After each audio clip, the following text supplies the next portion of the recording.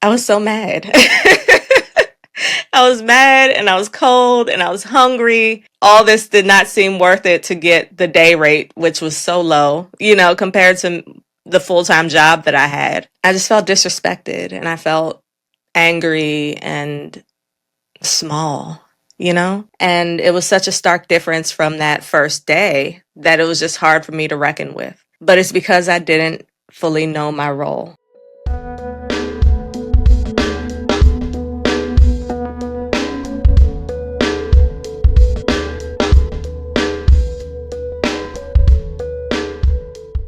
Much peace, y'all. Hope you're doing well. I just finished meditating and writing in my journal, and I had a lot of thoughts about mental health that I thought would be helpful for folks who are struggling. I'm going to read from my journal and expound on my thoughts, and hopefully, some of y'all will find this helpful. I wrote, your mind can be a battlefield or an oasis. When we are not grounded, everything can feel like an attack or can be perceived as a threat. When we are grounded, we see lushness and abundance in the resources around us.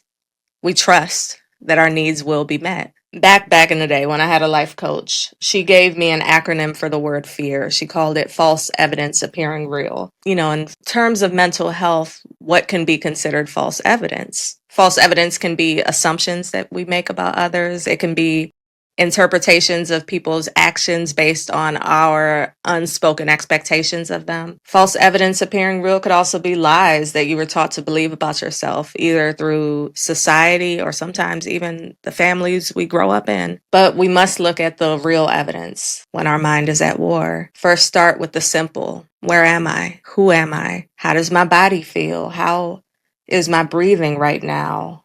What was actually said? And am I willing to look at this situation differently? It's our ego that makes us believe that we know the intentions of others.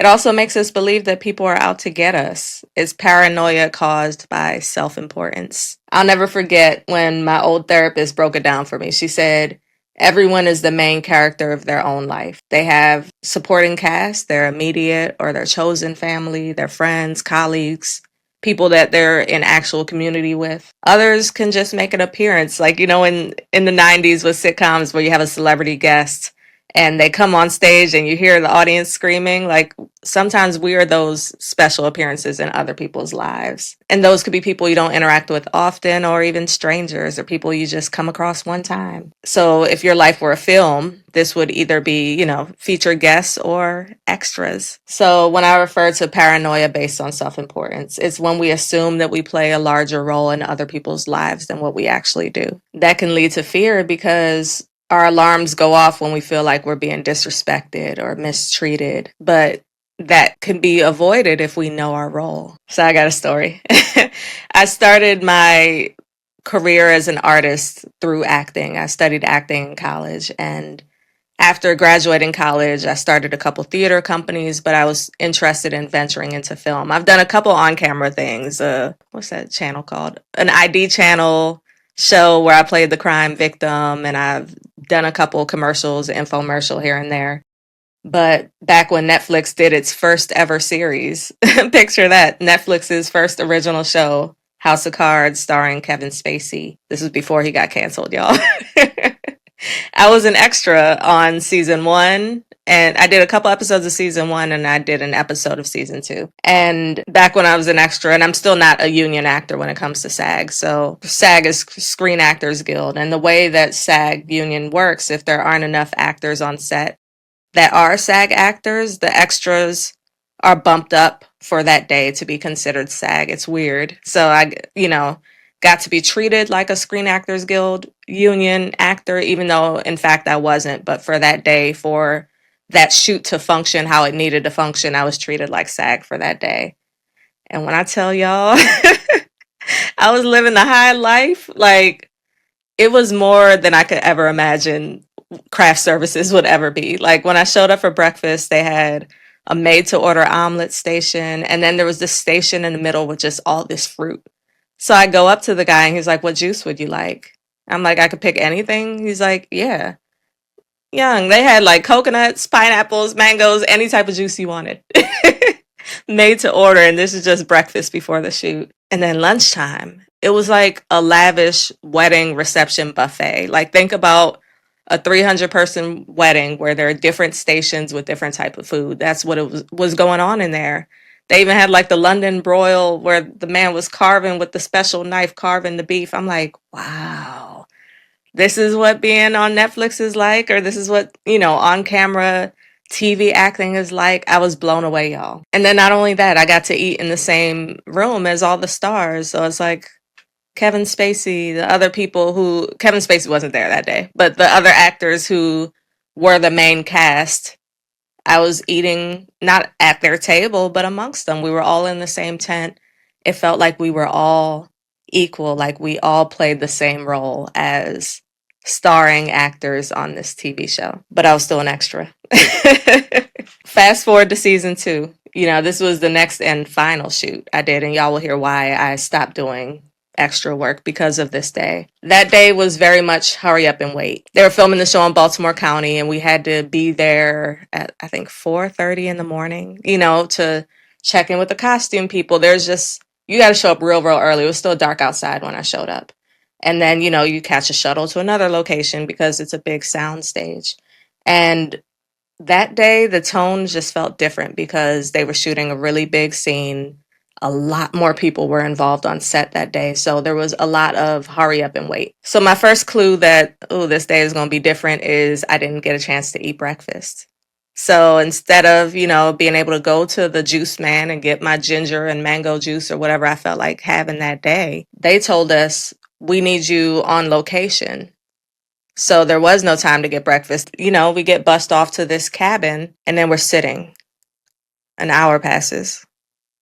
2 hours passes. Some of the extras start sneaking off and getting food because, like, bump this. But me trying to be obedient, it's like, no, I'm going to just wait. But then they say they're ready for us. And we trudge through all this dirt and mud. I had my own Kohan pumps that I ended up ruining that day in the mud.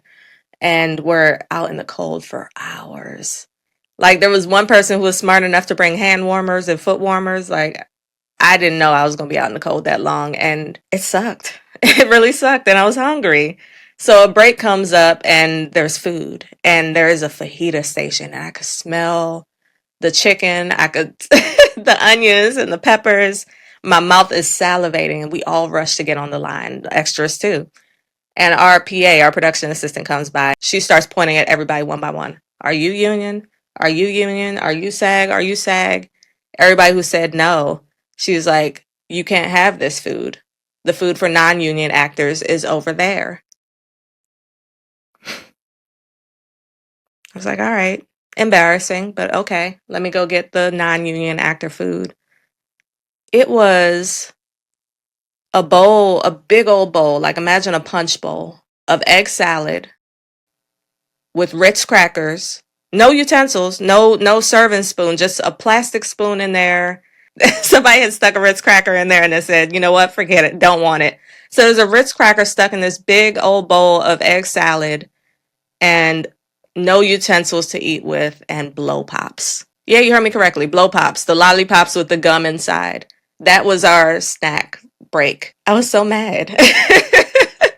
I was mad and I was cold and I was hungry. All this did not seem worth it to get the day rate, which was so low, compared to the full-time job that I had. I just felt disrespected and I felt angry and small, And it was such a stark difference from that first day that it was just hard for me to reckon with. But it's because I didn't fully know my role. I didn't know that on film sets and TV sets that there is a hierarchy that is followed and non-union extras or background actors are at the bottom of that hierarchy. So then lunchtime comes, right? And they got this fish. It's like this seared filet. I don't know if it was flounder or tilapia with like, you could see the paprika because I saw, the people who got to get their food before me with the food. I was like, oh, that looks banging. With some rice. So I'm like, yes, we about to eat. But, on those sets, there's an order with who gets to eat first. So first is the camera people, the crew, because they have to be back at work first, so they get to eat first. Then you got the starring actors who stand in line. Then you have the people like their body doubles, the hairdressers, the makeup artists, and all that stuff. And then you have union actors. And at the end, you have non-union actors. So I'm on this long, long line. By the time I get my food, I'm literally about to take my first bite. That same PA who pointed at where the non-union food was saying, we have to go back to set.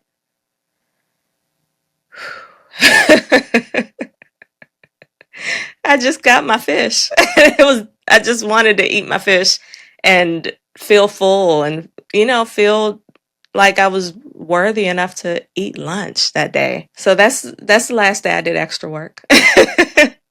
Because for me, I was looking at it like I'm a trained actor.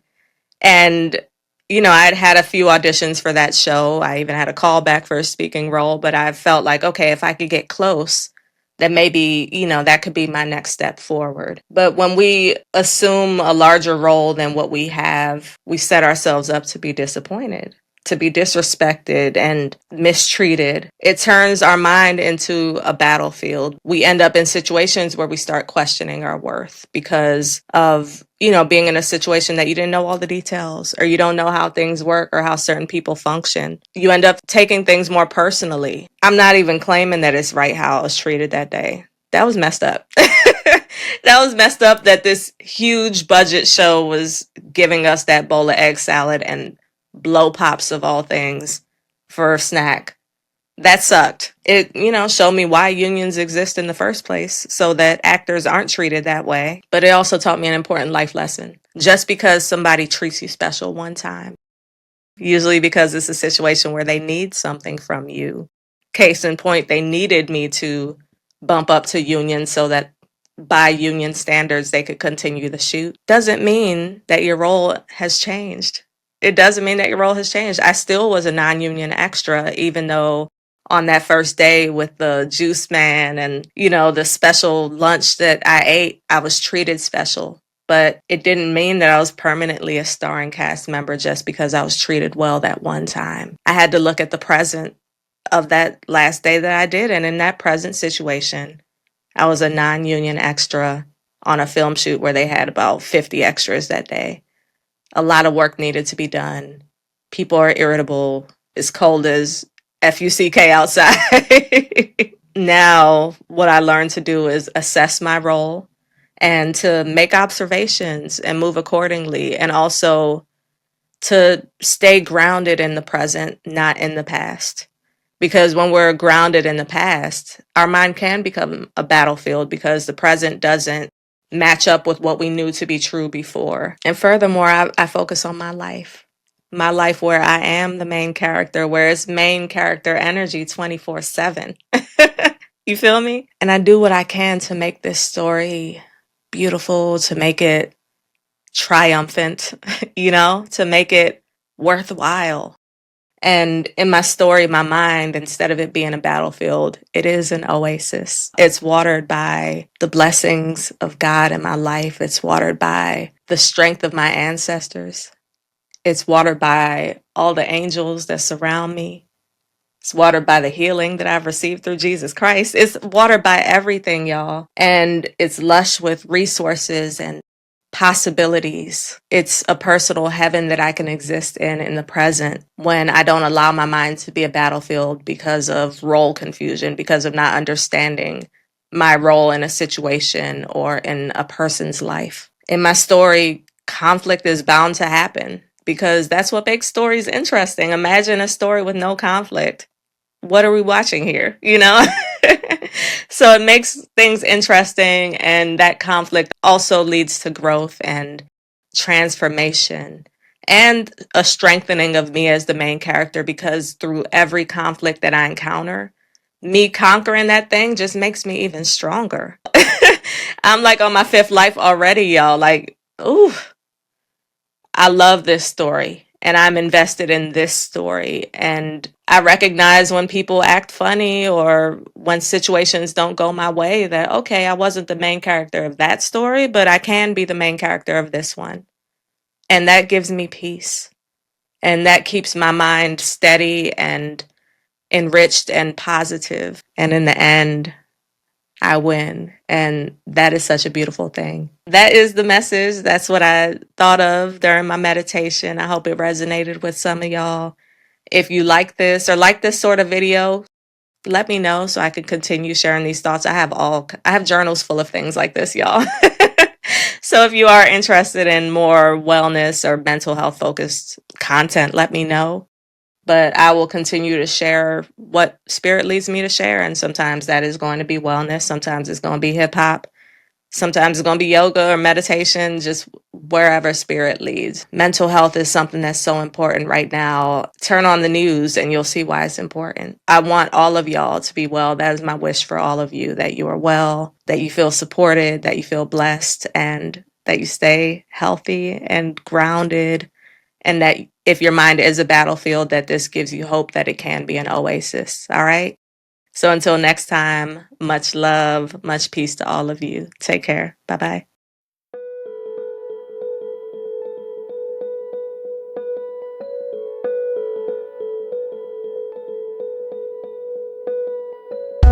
bye.